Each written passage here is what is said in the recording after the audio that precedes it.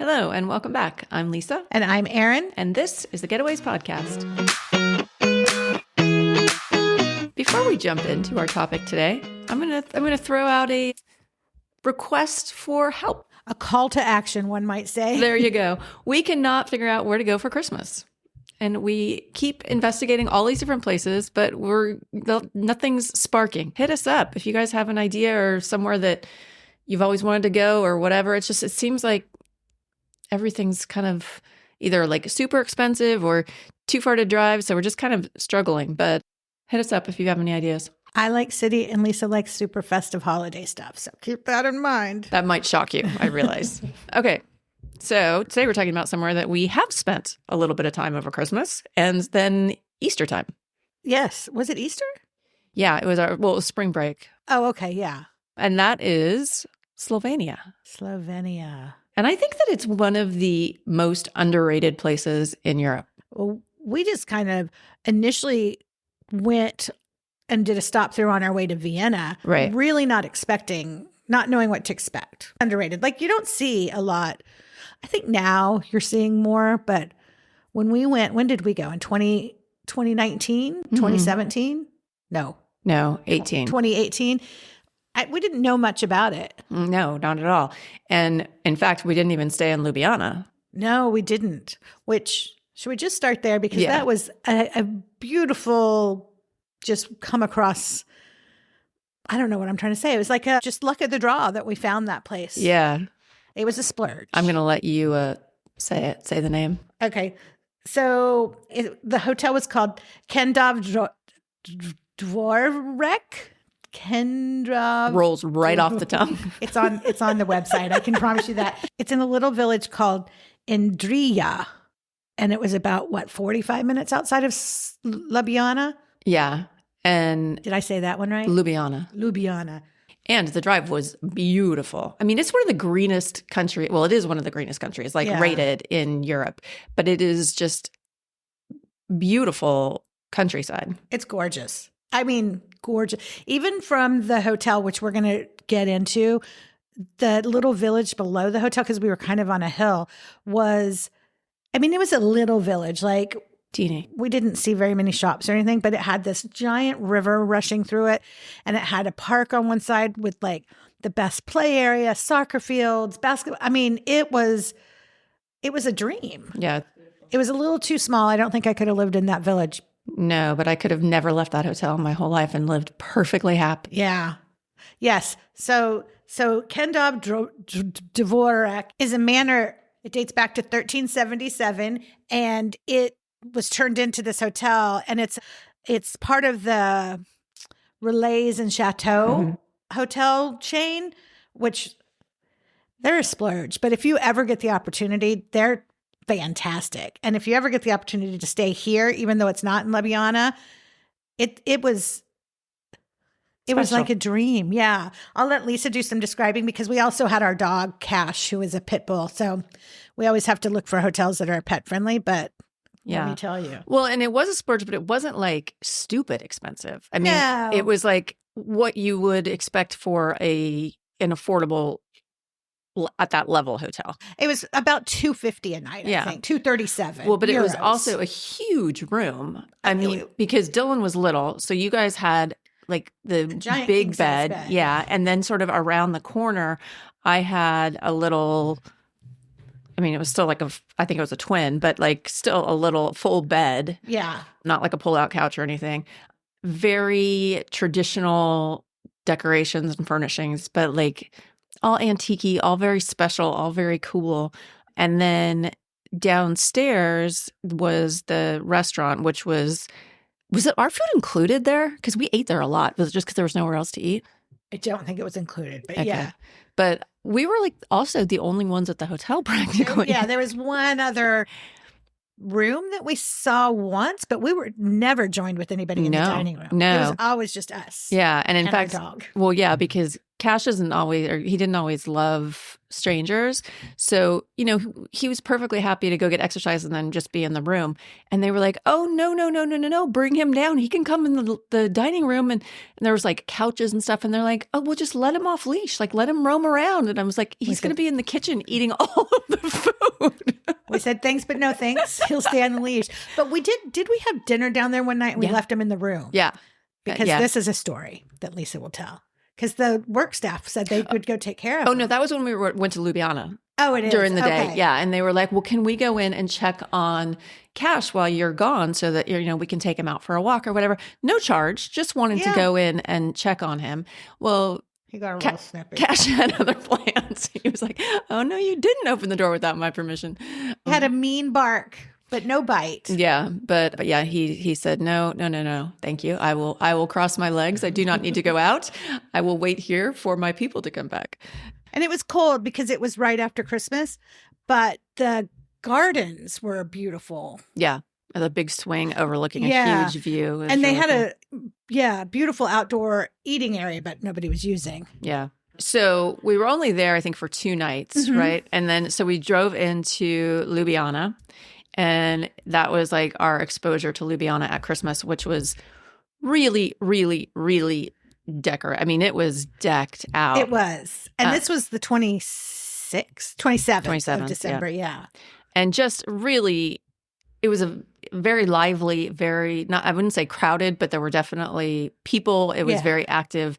There was, lights on every corner.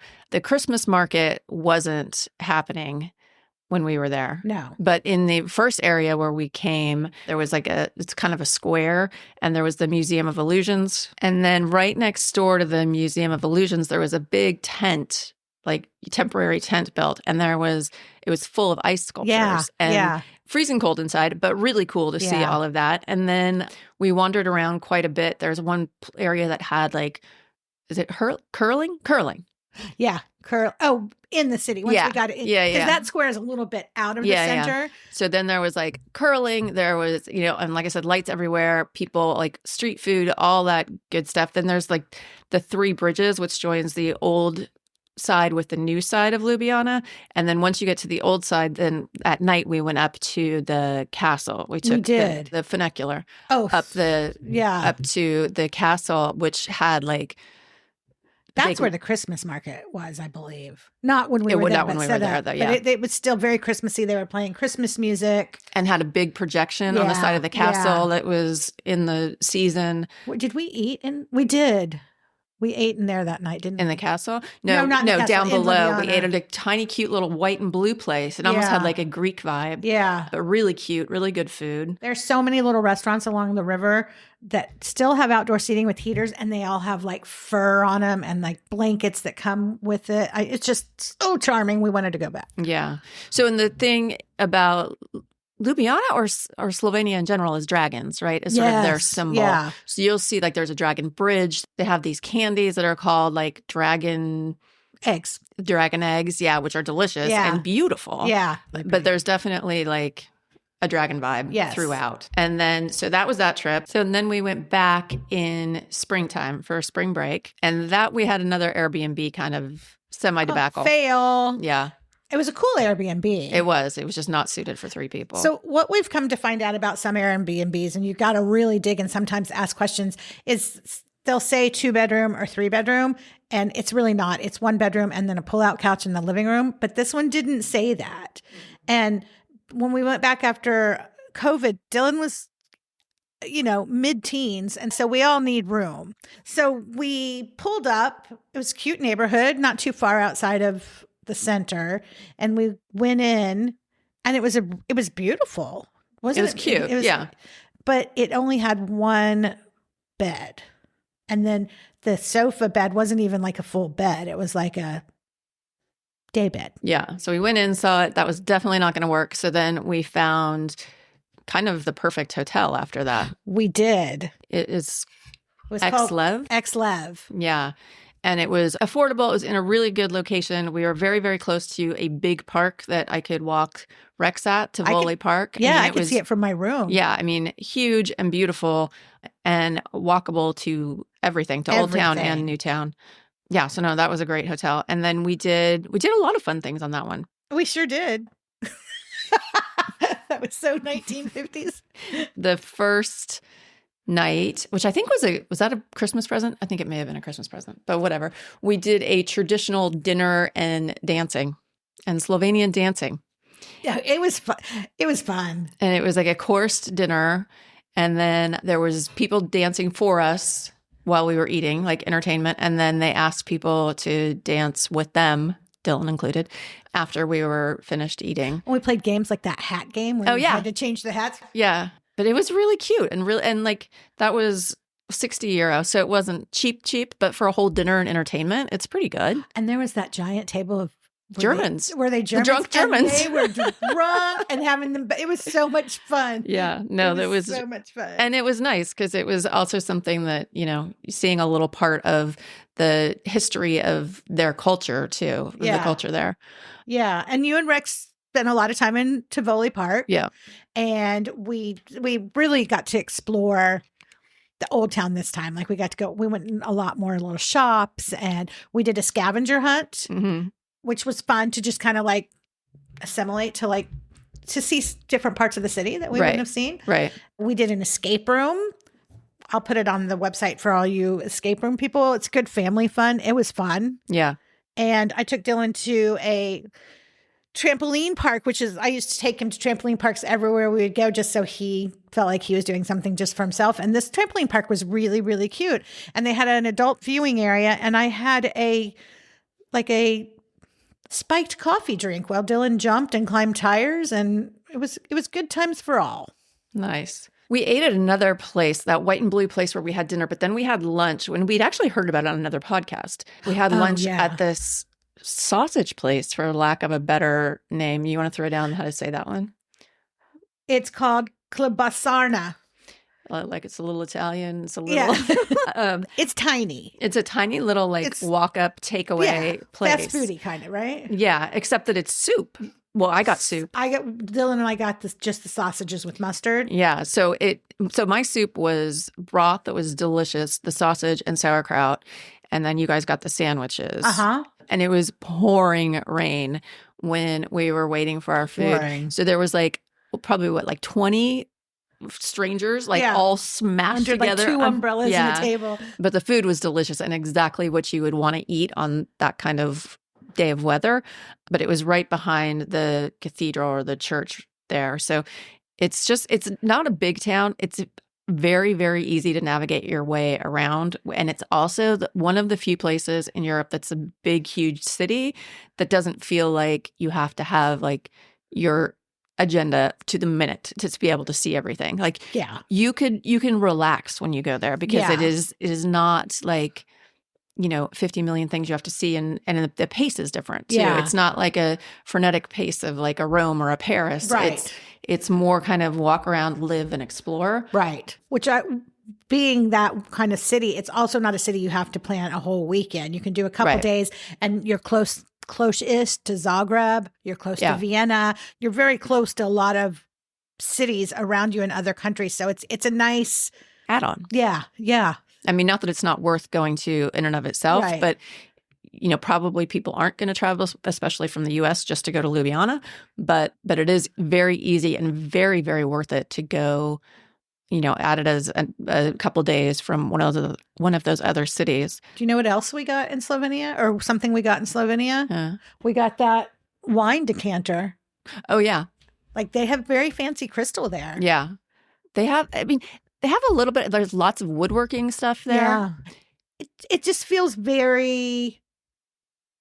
It still just feels very provincial. That's more of a French word, but it feels still very grounded in what they do well, and they're not trying to be so modern and tech. The old town stayed old town. Well, yeah, for sure, but it's very. I mean, simple sounds negative, and that's not the intention. It's very, simple. I mean, it's not crazy. It's not like trying to, it just is kind of a salute to its past, I think, too, because it doesn't worry about playing catch up. That's exactly what it is. That's what I meant to say. So one other place that we drove to, I think the first time. We did go the first time, and we haven't got to explore it nearly as much as I'd like to because it was cold. Lake Blood? Yeah. Well, I don't think there's much to explore, is there? Well, we could have taken a boat out to the castle. Yeah. There's a church on it, right? Church? Yeah. That we could have taken a boat to that thing. Yeah. But Lake Bled, I'm sure you guys have all seen it, the pictures on Instagram of the little island with the medieval structure on it and then surrounded by trees. I mean, it's breathtaking. It's stunning. But when we went, it was quite crowded and it took us a long time to get there. Yeah. And then you kind of just do like, and it's a lovely walk, but you kind of just do a walk around. There's not much else to do. It's not like you would spend days there. You would spend an afternoon maybe and take a picnic or, do something like that. But certainly worth seeing. It's like, it's a fairy tale. Yeah, I think we just hit it on the way to Vienna. Yeah. Yeah. It's beautiful. It's beautiful. Yeah. Well, we fully intend on getting back to Slovenia in case we were actually looking for this year. I don't know if it's going to work out, which is why we need your help. But help. But it's a definite, like, put it on your list. Well, and it's funny because my sister and I were in Paris 2 years ago and we were doing this cheese and wine tasting and we were grouped together with other travelers and we were sitting with this American parents and a teenager and they were like, oh, we've been gone for like 2 weeks, but we just spent the last 4 days in Slovenia and Ljubljana. And I'm like, oh my gosh, I love it. Like you don't hear very many people going there. Yeah. And they just spent the whole rest of the time talking about how much they loved it, how much it was so unexpected. And they couldn't wait to get back to America and tell people about it. But I think that that's exactly how I felt after the first time and still do, that it's just like, it doesn't necessarily fall on everybody's radar. And it's too bad because it really is special. It's yes. You at least look it up or read our blog post about it. All right. Anything we missed? I don't think so. We are lining up some guests for some future podcasts, which will be fun for everybody. We are. And we are going to try and do some food and drinks, like incorporating that into our programming too. So stay tuned and thanks for listening. Yeah. And check out the website, www.thegetawayswithaz.com. And we'll see you next week. Thanks, guys. Bye.